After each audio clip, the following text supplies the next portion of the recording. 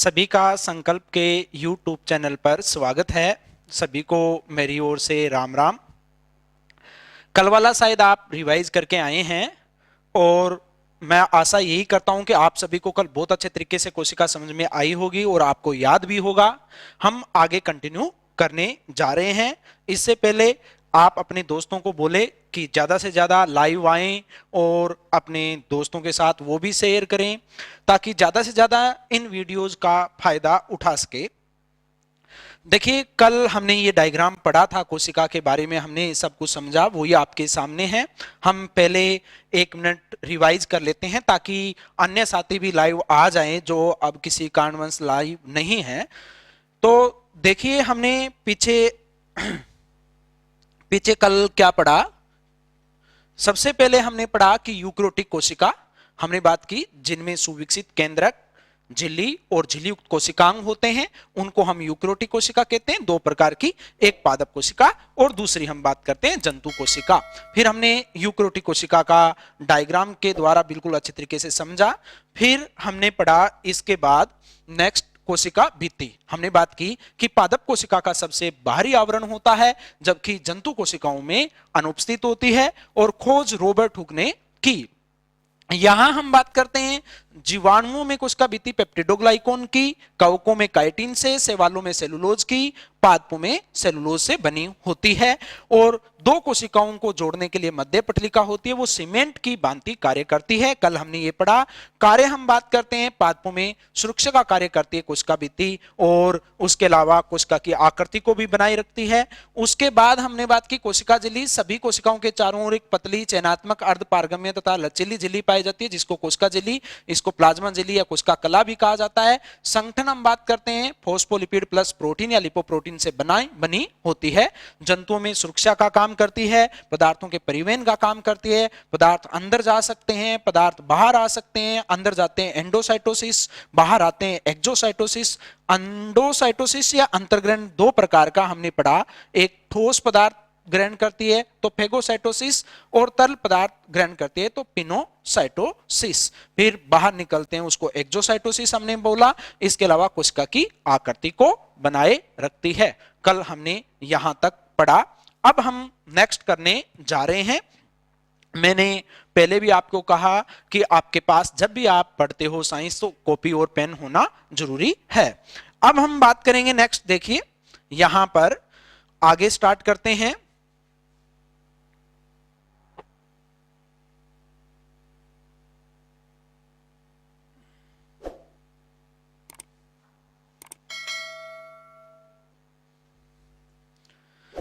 तो देखिए, अब हम आगे नेक्स्ट टॉपिक कर रहे हैं। तो नेक्स्ट टॉपिक अपना रहेगा 3rd नंबर, जीव द्रव्य। जीव द्रव्य, इस जीव द्रव्य को हम किसके नाम से जानते हैं? प्रोटोप्लाज्म के नाम से जानते हैं। प्रोटोप्लाज्म क्या होता है? जीव द्रव्य हम बात करते हैं। सर्वप्रथम खोज देखेंगे जीव द्रव्य की। जीव द्रव्य की खोज की बात करते हैं तो जीव द्रव्य की खोज का श्रेय दिया जाता है फ्लेक्स डुआर्जिन को। फ्लेक्स डुआर्जिन नामक वैज्ञानिक है, उसको जीव द्रव्य की खोज का श्रेय दिया जाता है। फ्लेक्स डुआर्जिन ने जीव द्रव्य को सारकोड नाम दिया। कौन सा नाम दिया? सारकोड नाम दिया। यानी जीव द्रव्य की खोज का श्रेय दिया जाता है फ्लेक्स डुआर्जिन को और फ्लेक्स डुआर्जिन ने क्या नाम दिया भाई? सारकोड नाम दिया। उसके बाद हम बात करते हैं जीव द्रव्य नाम। जीव द्रव्य नाम किसने दिया? तो जीव द्रव्य नाम अगर हम बात करते हैं तो कौन से वैज्ञानिक ने दिया? पुरकिंजे नामक वैज्ञानिक ने दिया। किसने दिया भाई? पुरकिंजे नामक वैज्ञानिक है, उसने क्या नाम दिया? जीव द्रव्य नाम दिया। आपसे क्वेश्चन पूछा जाता है कि जीव द्रव्य नाम किसने दिया? तो पुरकिंजे नामक वैज्ञानिक ने दिया। यहां हम बात करते हैं, अगला क्वेश्चन इंपॉर्टेंट है। एक वाक्य है, एक स्टेटमेंट है जो हमारे लिए इंपॉर्टेंट है।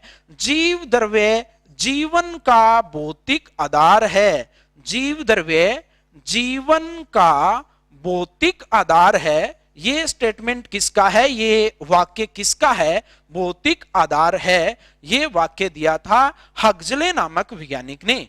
किसने दिया भाई, हक्सले नामक वैज्ञानिक है, उसने जीव द्रव्य को जीवन का भौतिक आधार कहा। जीव द्रव्य जीवन का भौतिक आधार है, ये किसने कहा, जीव द्रव्य ने कहा। जीवन का भौतिक आधार है, इसका अर्थ है कि जीवन होता है वो किससे, जीव द्रव्य पर ही निर्भर करता है। तो यानी जीवन के लिए जो आवश्यक पदार्थ होते हैं वो सब किसके अंदर होते हैं, जीव द्रव्य के अंदर होते हैं। इसलिए जीव द्रव्य को जीवन का भौतिक आधार कहा। और किसने कहा भौतिक आधार, हक्सले नामक वैज्ञानिक ने कहा।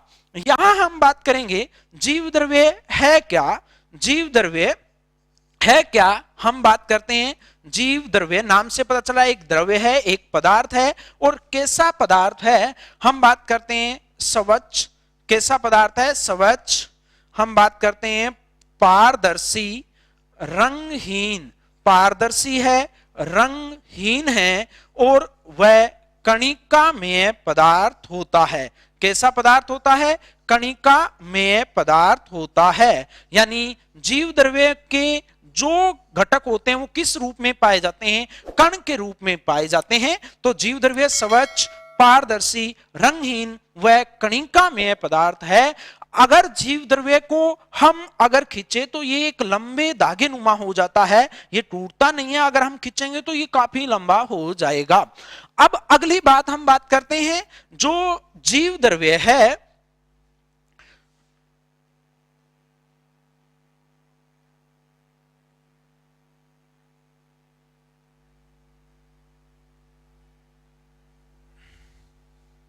जीव द्रव्य, नेक्स्ट हम देखेंगे कि जीव द्रव्य है उसमें जीवन के लिए आवश्यक सभी पदार्थ होते हैं। जीवन के लिए आवश्यक सभी पदार्थ जीव द्रव्य में होते हैं। आप पीछे पढ़ा आपने कि कोई भी कोशिका है, हमने बात की कि ये कोशिका है, मानिए कोशिका के बाहर क्या होती है, कोशिका झिल्ली, और कोशिका झिल्ली से भीतर की ओर एक द्रव होता है जिसको हम क्या कहते हैं, जीव द्रव्य कहते हैं। मैंने कहा कणिका में होता है। आपको दिख रहा है कि जीव द्रव्य किस रूप में पाया जाता है, कण के रूप में पाया जाता है, और इसके अंदर कोशिकांग पाए जाते हैं। जैसे हम बात करते हैं ये केंद्रक है, ये हम बात करते हैं रिक्तिका है, वोक्यूल्स है, इस प्रकार कोशिकांग पाए जाते हैं। तो ये जीव द्रव्य होता है, कण के रूप में पाया जाता है। अगर हम कोशिका से क्या हटा दें भी, कोशिका झिल्ली हटा दें। कोशिका झिल्ली देखिए मैंने यहां हटा दिया, आपको दिख रहा है कोशिका झिल्ली नहीं है, यानी झिल्ली रहित जीव द्रव्य, सॉरी झिल्ली रहित जीव द्रव्य होता है। ये आपको दिख रहा है झिल्ली रहित जीव द्रव्य, यानी ऐसा जीव द्रव्य जिसके चारों ओर कोशिका झिल्ली नहीं है, झिल्ली रहित है, उसको हम किसके नाम से जानते हैं, प्रोटोप्लास्ट के नाम से जानते हैं। किसके नाम से जानते हैं, प्रोटोप्लास्ट। ये भी इंपॉर्टेंट है और एक बार पूछ लिया गया कंपटीशन में, फर्स्ट ग्रेड का पीछे एग्जाम था उसके अंदर पूछा गया था प्रोटोप्लास्ट क्या होता है, तो झिल्ली रहित जीव द्रव्य होता है, उसको हम किसके नाम से जानते हैं, प्रोटोप्लास्ट के नाम से जानते हैं। तो एक बार पुनः देखिए, खोज फ्लेक्स डुवार्जिन ने की, क्या नाम दिया, सारकोड। जीव द्रव्य या प्रोटोप्लाज्म नाम किसने दिया, पुरकिंजे ने। जीव द्रव्य जीवन का भौतिक आधार है, ये किसने कहा, हक्सले ने कहा। फिर हम बात करते हैं जीव द्रव्य स्वच्छ, पारदर्शी, रंगहीन व कणिकामय पदार्थ है। मैंने कहा कि जीव द्रव्य को आप खींचोगे तो ये लंबे रस्सी नुमा हो जाएगा, और जीव द्रव्य होता है कणिकामय, डायग्राम के द्वारा हमने पढ़ा। झिल्ली रहित जीव द्रव्य है, उसको हम किसके नाम से जानते हैं, प्रोटोप्लास्ट के नाम से जानते हैं। किसके नाम से जानते हैं भाई, प्रोटोप्लास्ट के नाम से जानते हैं। अब हम बात करेंगे नेक्स्ट, देखिए जीव द्रव्य होता है, उसके दो घटक होते हैं। जीव द्रव्य के कितने घटक है भाई, दो घटक है। यहां देखिए कौन कौन से घटक है जीव द्रव्य के, जीव द्रव्य के दो घटक है। हम बात करते हैं जीव द्रव्य प्रोटोप्लाज्म होता है, उसको हम दो भागों में बांट सकते हैं। एक आप पढ़ते हो कोशिका द्रव्य, कोशिका द्रव्य, कोशिका द्रव्य, और दूसरा हम बात करते हैं कौन सा आता है यहां पर, केंद्रक। यानी जीव द्रव्य के दो घटक होते हैं, एक कोशिका द्रव्य और एक हम बात करते हैं केंद्रक। क्या होता है, यहां देखिए ये कोशिका झिल्ली है कोई, और कोशिका झिल्ली के सेंटर में, कोशिका के सेंटर में हम बात करते हैं क्या होता है, केंद्रक होता है। ये केंद्रक है। हम बात करते हैं केंद्रक, आपको दिख रहा है, केंद्रक से लेकर अगर हम बात करें कोशिका झिल्ली तक, ये जो यहां से लेकर यहां तक ये पूरा है, उसको हम किसके नाम से जानेंगे, कोशिका द्रव्य के नाम से जानते हैं। तो जो जितने भी कोशिकांग होते हैं वो किसके अंदर पाए जाते हैं, कोशिका द्रव्य के अंदर पाए जाते हैं। और ये जो भाग होता है उसको हम किसके नाम से जानते हैं, केंद्रक के नाम से जानते हैं। कोशिका द्रव्य को साइटोप्लाज्म भी कहा जाता है। आपसे क्वेश्चन पूछा जाता है कोशिका द्रव्य क्या है, केंद्रक और कोशिका झिल्ली के बीच का भाग होता है, उसको हम किसके नाम से जानते हैं, कोशिका द्रव्य के नाम से जानते हैं। ठीक है भाई, क्लियर है। और कोशिका के सेंटर में क्या होता है, केंद्रक होता है। तो जीव द्रव्य आपको समझ में आ गया होगा। अब हम बात करेंगे कोशिकांग। नेक्स्ट हम देखेंगे, आप अपने दोस्तों के साथ इस लिंक को ज्यादा से ज्यादा शेयर करें ताकि वो भी फायदा उठा सके। अब हम बात करेंगे यहां, नेक्स्ट देखिए, नेक्स्ट बात करेंगे कोशिकांग। कोशिकांग की बात करते हैं। तो कोशिका के अंग होते हैं या कोशिका में पाए जाने वाले अंग है, उन्हीं को हम किसके नाम से जानते हैं, कोशिकांग, या हम बोलते हैं सेल ऑर्गेनेल्स। ऑर्गेनेल्स कोशिकांग, सेल ऑर्गेनेल्स। सेल ऑर्गेनेल्स हम बात करेंगे कौन कौन से हैं। सबसे पहले आप ध्यान दीजिए, मुख्य मुख्य कोशिकांग की बात करते हैं। सबसे पहले दोहरी झिल्ली युक्त कोशिकांग, सबसे पहले हम बात करेंगे एकल झिल्ली युक्त कोशिकांग। एकल झिल्ली युक्त कोशिकांग। फिर हम बात करते हैं कोशिकांग कैसे होते हैं, दोहरी झिल्ली युक्त। यह क्वेश्चन बहुत सी बार पूछ लिया जाता है। दोहरी झिल्ली युक्त कोशिकांग, युक्त कोशिकांग। और फिर थर्ड हम बात करते हैं कौन से कोशिकांग आते हैं, झिल्ली रहित कोशिकांग आते हैं। कौन से कोशिकांग आते हैं भी, झिल्ली रहित कोशिकांग। झिल्ली रहित कोशिकांग कौन कौन से हैं, हम उनकी बात करेंगे। तो सबसे पहले मैं आपको बताऊं, एकल झिल्ली युक्त कोशिकांग की बात करते हैं तो सबसे पहले हम बात करते हैं एंडोप्लाज्मिक रेटिकुलम, ER, या हम बोलते हैं अंतःपर्दवीय जालिका। किसकी बात करेंगे, अंतःपर्दवीय जालिका की बात करेंगे। नंबर सेकंड हम बात करते हैं कौन सा होता है, गोल्जी काय। कौन होता है भी, गोल्जी काय। थर्ड हम बात करते हैं लाइसोसोम। कौन सा है भी, लाइसोसोम की बात करेंगे। किसकी बात करेंगे, लाइसोसोम की बात करेंगे। दोहरी झिल्ली युक्त कोशिकांग, ये महत्वपूर्ण कोशिकांग है।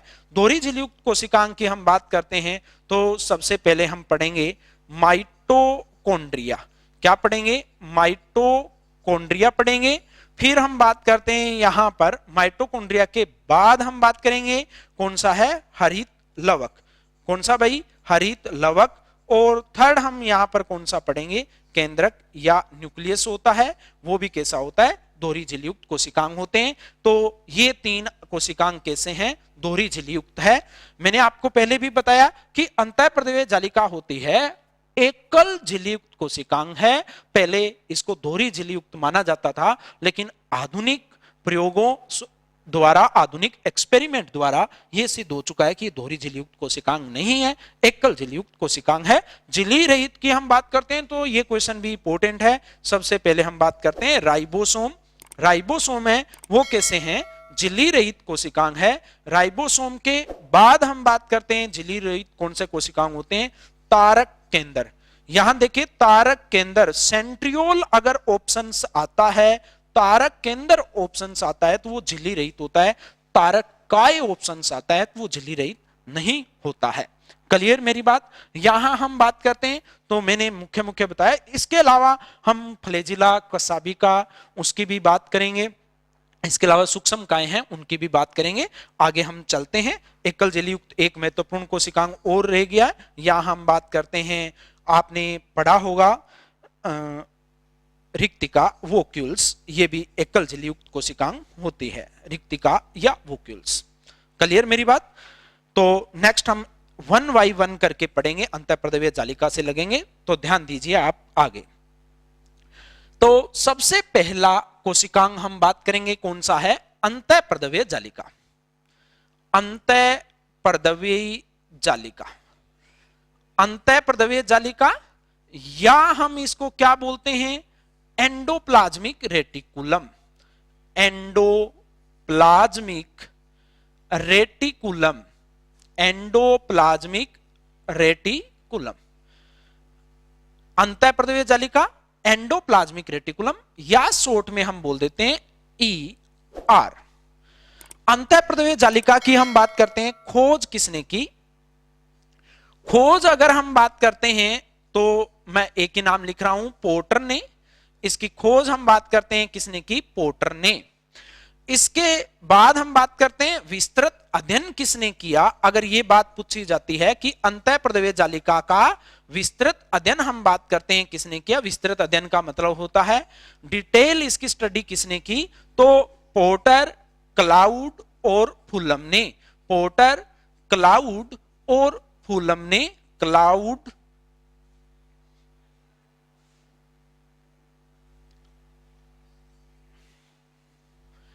क्लाउड, क्लाउड व फुलम, पोर्टर, क्लाउड व फुलम ने इसका विस्तृत अध्ययन किया। तो अंतःपर्दवीय जालिका खोज किसने की, पोर्टर ने। विस्तृत अध्ययन हम बात करते हैं किसने किया, पोर्टर, क्लाउड और फुलम ने किया। अंतःपर्दवीय जालिका होती है, अंतःपर्दवीय जालिका के संगठन की बात करते हैं किससे बनी होती है, तो अंतःपर्दवीय जालिका की संरचना या संगठन हम बात करते हैं अंतःपर्दवीय जालिका। अंतःपर्दवीय जालिका की संरचना, अंतःपर्दवीय जालिका की संरचना में 3 घटक होते हैं। संरचना में कितने घटक होते हैं भाई, 3 घटक होते हैं। ये 3 कौन से होते हैं, ध्यान दीजिए। कितने घटक है भाई, 3 घटक है अंतःपर्दवीय जालिका की संरचना में, 3 घटक। और ये 3 घटक कौन कौन से होते हैं, सबसे पहले हम बात करते हैं कौन सी आती है, सिस्टर्नी। सिस्टर्नी के बाद हम बात करते हैं सेकंड कौन आते हैं, नलिकाएं। और तीसरा हम बात करते हैं कौन सी आती है, आशय आते हैं। तीसरे कौन से आते हैं, आशय।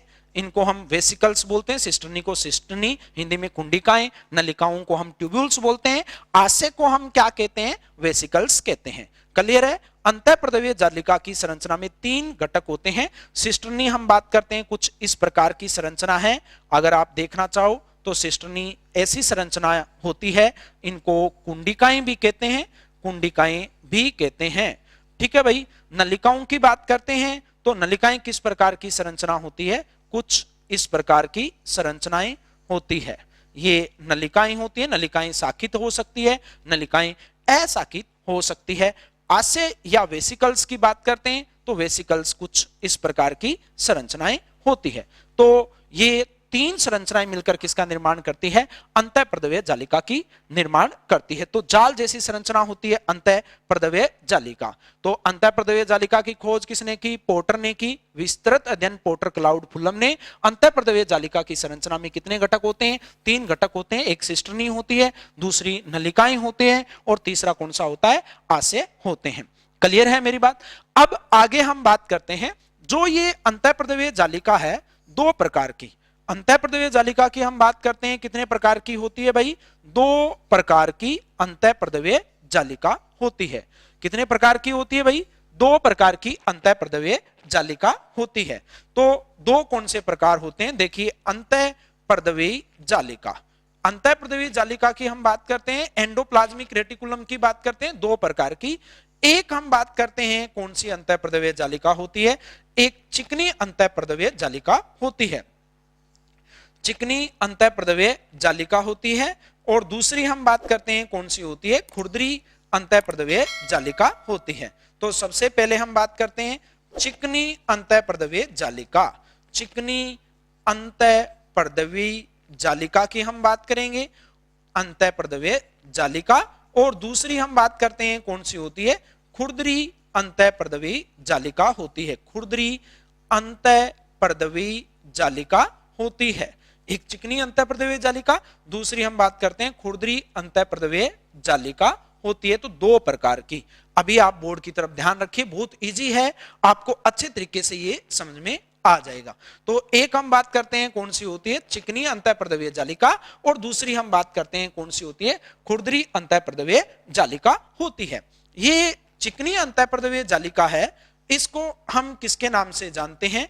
चिकनी अंतःप्रद्रव्य जालिका है, इसको स्मूथ, चिकनी को हम क्या बोलते हैं भाई? स्मूथ बोलते हैं इंग्लिश में,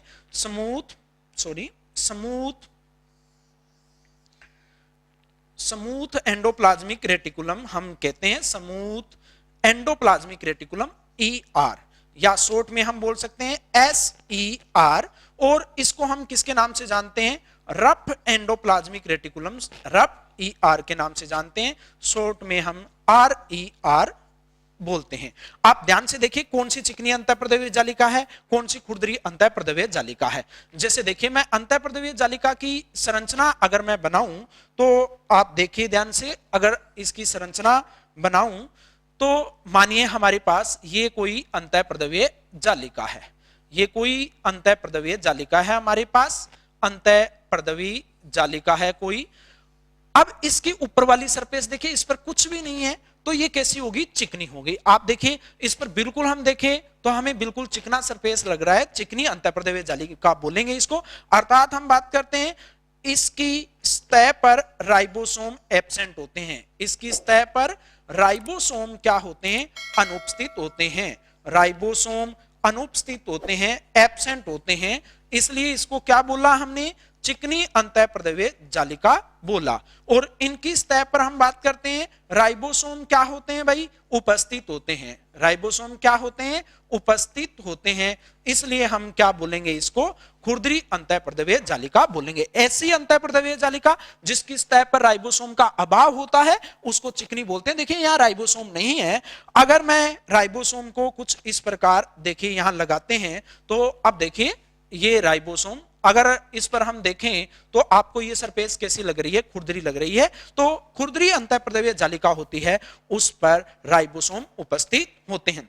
बहुत ही इंपॉर्टेंट बात है, राइबोसोम को आगे हम पढ़ेंगे, राइबोसोम को प्रोटीन संश्लेषण की फैक्ट्रियां कहते हैं। तो खुरदरी अंतःप्रद्रव्य जालिका उन कोशिकाओं में ज्यादा पाई जाती है जो प्रोटीन संश्लेषण का काम करती है, यानी खुरदरी अंतःप्रद्रव्य जालिका उन कोशिकाओं में ज्यादा होगी जो प्रोटीन संश्लेषण का काम करती है। यानी ये किससे संबंधित है? प्रोटीन संश्लेषण से संबंधित है।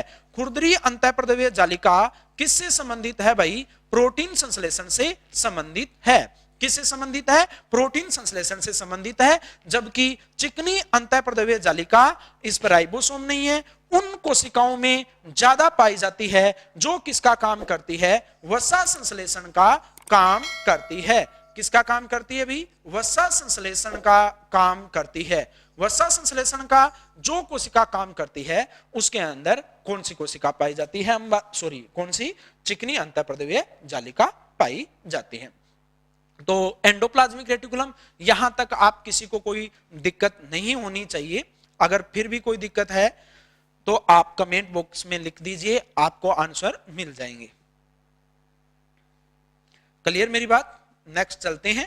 अपना अगला नेक्स्ट रहेगा अंतःप्रद्रव्य जालिका के कार्य।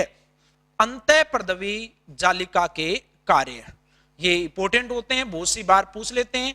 अंतःप्रद्रव्य जालिका के कार्य, अंतःप्रद्रव्य जालिका के कार्य की अगर मैं बात करूं तो दो कार्य आपको पता चल चुका है।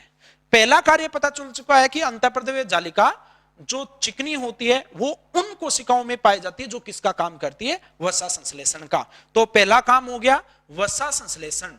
पहला कार्य कौन सा हो गया भाई? वसा संश्लेषण का हो गया। अब मैं आपसे पूछूं कि वसा संश्लेषण का काम कौन करती है, तो आप कहोगे कि चिकनी अंतःप्रद्रव्य जालिका है वो किसका काम करती है? वसा संश्लेषण का काम करती है, यानी उन कोशिकाओं में ज्यादा पाई जाती है जो वसा संश्लेषण का काम करेगी। दूसरा कार्य हम बात करते हैं किसका है भाई? प्रोटीन संश्लेषण का कार्य है। किसका काम करती है? प्रोटीन संश्लेषण का कार्य करती है। प्रोटीन संश्लेषण का कौन करते हैं? राइबोसोम करते हैं। तो ये कार्य कौन करेंगे? RER करेगी, रफ एंडोप्लाज्मिक रेटिकुलम करेगी, खुरदरी अंतःप्रद्रव्य जालिका करेगी। यहां तक किसी को कोई डाउट नहीं होना चाहिए। जो प्रोटीन संश्लेषण का काम होता है वो कौन करती है? रफ एंडोप्लाज्मिक रेटिकुलम करती है। कौन करती है भाई? रफ एंडोप्लाज्मिक रेटिकुलम करती है। इसके बाद हम नेक्स्ट करेंगे जो अंतःप्रद्रव्य जालिका होती है और उसका क्या काम है। थर्ड कार्य अगर हम बात करें, आपने कोशिका संरचना ध्यान से देखी होगी।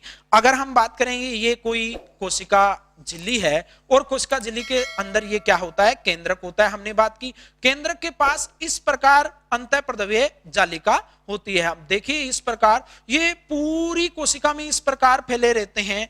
अब आपका क्वेश्चन ये है, सर आपने डायग्राम में ऐसा क्यों नहीं बनाया? क्योंकि हमें डायग्राम में और भी कोशिकांग दर्शाने होते हैं। इस प्रकार पूरी कोशिका में फैली रहती है, जालनुमा संरचना होती है। इसी कारण तो इसका नाम पड़ा अंतःप्रद्रव्य जालिका। क्या नाम पड़ा भाई? अंतःप्रद्रव्य जालिका। कोशिका के अंदर एक जाल जैसी संरचना है जिसको हम अंतःप्रद्रव्य जालिका कहेंगे। अब ये जो अंतःप्रद्रव्य जालिका होती है, यहां हम बात करते हैं कोशिका के कंकाल का निर्माण करती है। कोशिका के कंकाल का निर्माण, कोशिका के अंतः कंकाल का निर्माण, यानी कोशिका के कंकाल का निर्माण कौन करती है? अगर आपसे पूछा जाए तो ये अंतःप्रद्रव्य जालिका करती है। देखिए जाल जैसी संरचना होती है, कोशिका की आकृति को बनाए रखने का काम करती है। फोर्थ कार्य हम बात करते हैं, विष हरण का काम करती है। विष हरण का काम करती है, डिटॉक्सिफिकेशन का काम करती है। किसका काम करती है? डिटॉक्सिफिकेशन। ये विषहरण क्या होता है? अगर हम जाने अनजाने में थोड़ा बहुत विषैला पदार्थ ले लेते हैं, जाने अनजाने में, कुछ जानबूझकर लेते हैं और कुछ पता नहीं चलता है तो ले लेते हैं, तो अगर विषैला पदार्थ जाने अनजाने में हमारे शरीर में चला जाता है तो यकृत की चिकनी अंतःप्रद्रव्य जालिका, यकृत की कौन सी भी?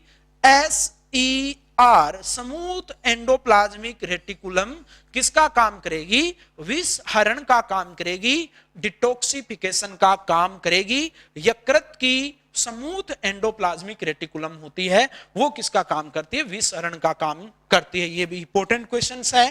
तो विष हरण का काम कौन करेगी? यकृत की। हम बात करते हैं चिकनी अंतःप्रद्रव्य जालिका। थोड़ी मात्रा में जाता है तो ये विष हरण का काम करेगी, अगर ज्यादा मात्रा में लिया फिर आपको पता है हम कहां जाएंगे। अब अगली बात, अंतःप्रद्रव्य जालिका यहां पूरी होती है, अपना कोशिकांग पूरा हुआ अंतःप्रद्रव्य जालिका। नेक्स्ट कोशिकांग की हम बात करते हैं, तो नेक्स्ट कोशिकांग कौन सा है? सेकंड हम बात करते हैं गोल्जी काय। सेकंड कोशिकांग की बात करते हैं तो कौन सा कोशिकांग है भाई? गोल्जी काय, या हम इसको बोलते हैं गोल्जी बॉडी। कौन सी बोलते हैं भाई? गोल्जी बॉडी हम इसको कहते हैं। गोल्जी काय या गोल्जी बॉडी हम बोल देते हैं। यहां ध्यान देने वाली बात है गोल्जी बॉडी खोज किसने की? खोज अगर हम बात करते हैं तो कैमिलो गोल्जी। खोज किसने की भी? कैमिलो गोल्जी नामक वैज्ञानिक ने खोज की, और कैमिलो गोल्जी के सम्मान में ही इसका क्या नाम पड़ गया? गोल्जी काय। देखिए गोल्जी काय नाम क्यों पड़ा? क्योंकि इसकी खोज किसने की? कैमिलो गोल्जी नामक वैज्ञानिक ने की, इसलिए इसका नाम क्या पड़ गया? गोल्जी काय पड़ गया। अगली बात हम बात करते हैं, इसको हम और नामों से भी जानते हैं। अन्य नाम क्या है इसके? अन्य नाम की अगर मैं बात करता हूं तो अन्य नाम क्या होते हैं गोल्जी काय के? अन्य नाम हम इसको किसके नाम से जानते हैं? डिक्टियोसोम के नाम से जानते हैं। डिक्टियोसोम, देखिए डिक्टियोसोम, डिक्टियोसोम और किसके नाम से जानेंगे? लिपोकोन्ड्रिया के नाम से भी जाना जाता है। लिपोकोन्ड्रिया के नाम से जाना जाता है। डिक्टियोसोम हम किसमें कहते हैं? पादपों में या शैवालों में। पादपों और शैवालों में गोल्जी काय को किस नाम से जाना जाता है? क्वेश्चन बन गया, किस नाम से जाना जाएगा? डिक्टियोसोम के नाम से जाना जाएगा। और किस नाम से जानेंगे इसको? लिपोकोन्ड्रिया के नाम से जानेंगे। और किस नाम से जानेंगे? बेकर काय के नाम से हम जानेंगे। बेकर बॉडी, ठीक है भाई, किसके नाम से जानेंगे? बेकर बॉडी के नाम से जानेंगे। क्लियर है यहां? अब उसके बाद हम बात करते हैं गोल्जी काय की संरचना।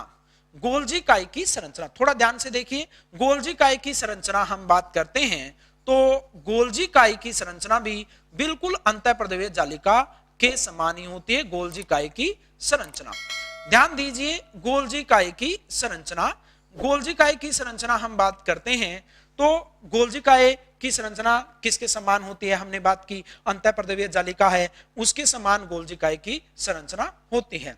तो गोल्जिकाए की संरचना हम देखते हैं तो कितने भाग होते हैं संरचना में? 4 भाग होते हैं। सबसे पहले आप पढ़ चुके हो सिस्टर्नी। सिस्टर्नी के बाद हम बात करते हैं 2 नंबर क्या आता है यहाँ पर? सिस्टर्नी के बाद नलिकाएं। नलिकाओं के बाद हम बात करते हैं क्या आती है यहाँ पर? 3rd नंबर वेसिकल्स आते हैं, आशय आते हैं, वेसिकल या आशय, और 4th और आ जाता है इसमें एक रिक्तिकाएं भी होती है। तो गोल्जिकाए की संरचना में 4 घटक, कितने घटक है अभी? 4 घटक है। पहला घटक हम बात करते हैं क्या होती है? सिस्टर्नी, दूसरा नलिकाएं, तीसरा आशय, चौथा हम बात करते हैं क्या होती है? रिक्तिकाएं, जो आप किसके अंदर पढ़ चुके हो? ये 3 आपने अंतःपर्दवीय जालिका में पढ़ा। अब आगे हम देखते हैं कि गोल्जिकाए किस प्रकार की संरचना होती है। तो ध्यान से देखिए, गोल्जिकाए की संरचना की बात करते हैं। तो आपने कोशिका के अंदर ध्यान से देखा होगा, पीछे हमने डायग्राम बनाया तो उसमें भी आपने देखा। देखिए, अगर मैं बात करूं, ये कोई कोशिका झिल्ली है, ये कोई भी कोशिका की कोशिका झिल्ली है। गोल्जिकाए की संरचना देखते हैं तो आप इस प्रकार का कोशिकांग देखते हो, इस प्रकार का कोशिकांग देखते हो। ध्यान दीजिए, यहां ऐसा कोशिकांग आपको देखने को मिलता है। ठीक है भाई, इस प्रकार का कोशिकांग आपको देखने को मिलता है हमेशा। इस प्रकार का कोशिकांग, जिसको हम किसके नाम से जानते हैं? गोल्जिकाए के नाम से जानते हैं, गोल्जिकाए के नाम से जानते हैं। ये गोल्जिकाए होता है। मैं थोड़ा और बड़ा करके आपको बना दिखा देता हूं, ध्यान से देखिए। अगर हम गोल्जिकाए की बात करते हैं,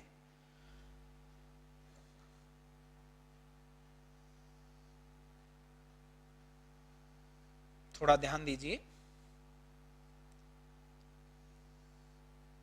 एक्चुअल में हम संरचना बात करते हैं, ये सिस्टर्नी है, इस प्रकार सिस्टर्नी होती है। आपने पीछे देखा कि सिस्टर्नी की संरचना किस प्रकार होती है अंतःपर्दवीय जालिका में। ध्यान दीजिए बोर्ड की तरफ। क्लियर मेरी बात? अब ये सिस्टर्नी है, सिस्टर्नी के बीचों बीच क्या होती है? नलिकाएं। ये नलिकाएं हैं, ये नलिकाएं, नलिकाएं, इनके बीच में पदार्थ भरा रहता है, नलिकाएं हैं। क्लियर मेरी बात? इसके बाद हम बात करते हैं, यहां पदार्थों की पैकिंग होती है, यहां पदार्थों की पैकिंग होती है, ये इस प्रकार। ये हम बात करते हैं किसकी संरचना है? गोल्जिकाए। गोल्जिकाए हम बात करते हैं, आपको 2 सरफेस दिख रही है गोल्जिकाए में। यहां मैंने आपको एक शब्द बोला कि पदार्थों की क्या हो रही है? पैकिंग। इसको बोलते हैं निर्माणकारी सतह, निर्माणकारी सतह। कौन सी सरफेस है भाई? निर्माणकारी सरफेस है, निर्माणकारी सतह है। इसको हम बोलेंगे निर्माणकारी सतह को और किस नाम से जानेंगे? सिस फेस के नाम से जानते हैं, सिस फेस या फॉर्मिंग फेस। ठीक है भाई, यहां पदार्थों की पैकिंग होती है, पदार्थ क्या भेजे जाते हैं? कोशिका से बाहर भेजे जाते हैं। तो इसको हम किसके नाम से जानेंगे? परिपक्वन सतह के नाम से जानेंगे। किसके नाम से जानेंगे भाई? परिपक्वन सतह, फॉर्मिंग फेस या ट्रांस फेस के नाम से जानते। ध्यान दीजिए, आपको बिल्कुल कोई दिक्कत नहीं होगी। आगे हम कार्य पढ़ेंगे तब बहुत आसानी से आप कर लोगे। निर्माणकारी सतह, आपको सीधा याद रखना है कि पदार्थों का वहां पर क्या होता है? पैकिंग होती है, इसलिए बोला जाता है निर्माणकारी सतह। और पदार्थों की पैकिंग को बाहर भेजा जाता है, पैकिंग पूर्ण हो जाती है, तो उस सरफेस को क्या बोलते हैं? परिपक्वन सतह। अब अगली बात ध्यान से सुनिए आप। यहां हमने बात की, ये सरफेस आपको इस प्रकार दिख रही है, इस प्रकार। तो ये इस साइड से अगर आप देखोगे तो ये कौन सी सरफेस है? उत्तल या अवतल? उत्तल या अवतल? देखिए, आपको पहचाना आसान होगा। 2 शब्द, एक उत्तल, उत्तल उभरा हुआ। आप यहां से देख रहे हो, इस साइड से नहीं, यहां से देख रहे हो, तो ये आपको बाहर की ओर उभरा हुआ दिख रहा है। तो ये कौन सी सरफेस है? उत्तल सरफेस, उत्तल उभरा हुआ निर्माणकारी सतह, सिस फेस। यहां परिपक्वन सतह है। इस पर देखिए, ये सिस्टर्नी आपको कुछ इस प्रकार दिखाई दे रही है। अब आप कहां से देखोगे, इस साइड से देखोगे तो अवतल, अव का मतलब होता है नीचे, तो ये नीचे दसा हुआ है वो सरफेस कौन सा है, अवतल, तो इसको भी हम कह सकते हैं अवतल सतह। आपको पता है कई बार आपसे पूछ लेते हैं उत्तल दर्पण क्या है, अब बच्चे कंफ्यूज होते रहते हैं। देखिए उत्तल का मतलब क्या होता है, उभरा हुआ, ये सरफेस उभरी हुई है, किस सतह पर मैं पॉलिश कर दूं, यहां पर हम बात करते हैं जो इसकी इस सरफेस पर अगर हम पॉलिश करते हैं तो ये कौन सा दर्पण हो जाएगा, उत्तल, और इसकी इस सरफेस पर हम बात करते हैं तो ये कौन सा हो जाएगा, अवतल हो जाएगा। क्लियर है, बाकी फिजिक्स में आप पढ़ोगे, ज्यादा मुझे भी फिजिक्स आती नहीं है। अब हम बात करेंगे नेक्स्ट, देखिए ध्यान से, यहां नेक्स्ट बात करेंगे, ध्यान दीजिए, आपको ये बात क्लियर हो गई होगी। अब हमेशा कैसे होता है, यहां हमने बात की, आगे मैं बात कर रहा हूं, ये इस प्रकार कोशिका झिल्ली है, आपने पीछे डायग्राम देखा, इस प्रकार कोशिका झिल्ली के पास क्या होता है, ये गोल्जी काय होता है। क्लियर मेरी बात, एक बार पुनः देखिए, खोज कैमिलो गोल्जी ने, अन्य नाम डिक्टियोसोम, डिक्टियोसोम हम किस में कहेंगे, पादपों में, सेवालों में कहेंगे, लिपोकोन्ड्रिया भी इसको कहा जाता है, बेकर बॉडी भी इसी को कहा जाता है। गोल्जी काय की संरचना में 4 घटक सिस्टर्नी नलिकाएं आशय, जो आपके सामने मैंने आपको दिखाया, संरचना इस प्रकार होती है। अगला हमारा महत्वपूर्ण है कार्य, गोल्जी काय के कार्य आपको पढ़ने पड़ेंगे और याद भी रखने पड़ेंगे। तो आगे हम पढ़ेंगे गोल्जी काय के कार्य। तो देखिए गोल्जी काय के कार्य की बात करते हैं तो क्या कार्य है गोल्जी काय के, ध्यान दीजिए, पीछे कांस्टेबल में ये क्वेश्चन पूछा गया था, बच्चे बहुत सारे कंफ्यूज हुए और बहुत सारे बच्चे एक एक नंबर से रह गए थे। आप पिछली कांस्टेबल की वैकेंसी जिन बच्चों ने दी है उनसे पूछे कि साइंस का कितना महत्व होता है। एक नंबर जिन्होंने बहुत अच्छी तैयारी की, पेपर में 60 से 62 नंबर बन रहे थे, लेकिन एक नंबर आधे नंबर से रह गए, किसकी वजह से, साइंस की वजह से। और कारण क्या था, उन्होंने साइंस को समझा नहीं, वो भी तैयारी करके गए लेकिन उन्हें रटत विद्या पद्धति के आधार पर वो तैयारी करके गए। आप ऐसा न करें, कोई पता नहीं है साइंस से क्वेश्चन बहुत ज्यादा आ जाए, हो सकता है साइंस से क्वेश्चन कम आए, तो लेकिन हमें तैयारी बहुत अच्छी करनी है। तो देखिए गोल्जी काय के कार्य, प्रथम कार्य हम बात करते हैं गोल्जी काय का, क्या कार्य अभी स्त्रावण का है। अभी आप देखिए, आपने पढ़ा बहुत अच्छे तरीके से, मैंने बताया कि पदार्थों को बाहर भेजता है कोशिका से, तो किसका काम हो गया, स्त्रावण का हो गया, सिक्रेशन का कार्य हो गया। आपसे क्वेश्चन पूछा गया कि कोशिका के स्त्रावण केंद्र है, तो कोशिका के स्त्रावण केंद्र कौन है, गोल्जी काय हैं। तो गोल्जी काय कोशिका के स्त्रावण केंद्र है, कोशिका के स्त्रावण केंद्र, यानी पदार्थों को बाहर भेजने का काम करते हैं गोल्जी काय। अब पिछली बार क्वेश्चन पूछा गया कि कोशिका के अपशिष्ट पदार्थों को नष्ट करने का कार्य करता है, तो ऑप्शन वहां गोल्जी काय था, ऑप्शन वहां लाइसोसोम था, अपशिष्ट पदार्थों के निपटारे का काम करता है। तो कुछ बच्चों ने पढ़ा हुआ कि स्त्रावण, स्त्रावण मतलब कोशिका से पदार्थों को बाहर भेजना, निपटारा नहीं कर रहा है, निपटारे का अर्थ होता है नष्ट करना, तो निपटारे का काम कौन करता है, लाइसोसोम करता है, वो आगे हम पढ़ेंगे। तो पहला काम हो गया स्त्रावण का, कोशिका के स्त्रावण के अंदर। दूसरा हम महत्वपूर्ण कार्यों की बात करेंगे, ये प्रोटीन संश्लेषण में भी भाग लेता है, वसा संश्लेषण में भी भाग लेता है, उनकी हम बात नहीं करेंगे। महत्वपूर्ण कार्य देखिए, शुक्राणु के शीर्ष पर एक्रोसोम का निर्माण, ये बहुत ही इंपॉर्टेंट है, शुक्राणु के शीर्ष पर एक्रोसोम का निर्माण, एक्रोसोम का निर्माण, कोई बात नहीं है, आप ध्यान दीजिए, एक्रोसोम का निर्माण, शुक्राणु के शीर्ष पर एक्रोसोम का निर्माण करता है। शुक्राणु के शीर्ष पर एक्रोसोम का क्या करता है, निर्माण करता है। आप ध्यान से देखिए, देखा होगा कि स्पर्म होता है, कुछ इस प्रकार की संरचना होती है स्पर्म। अगर हम मनुष्य के स्पर्म की बात करते हैं तो कुछ इस प्रकार का संरचना होती है स्पर्म।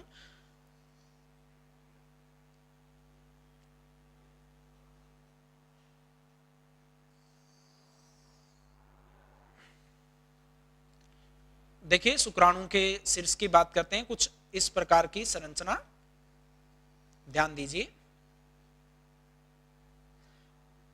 मैं इसको आप थोड़ा सा ध्यान से देखिए,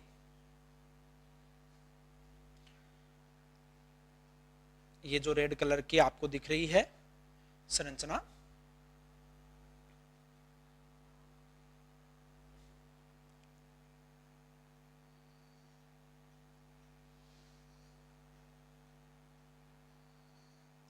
ये मनुष्य का शुक्राणु होता है, इस प्रकार की संरचना होती है शुक्राणु की। ज्यादा हमें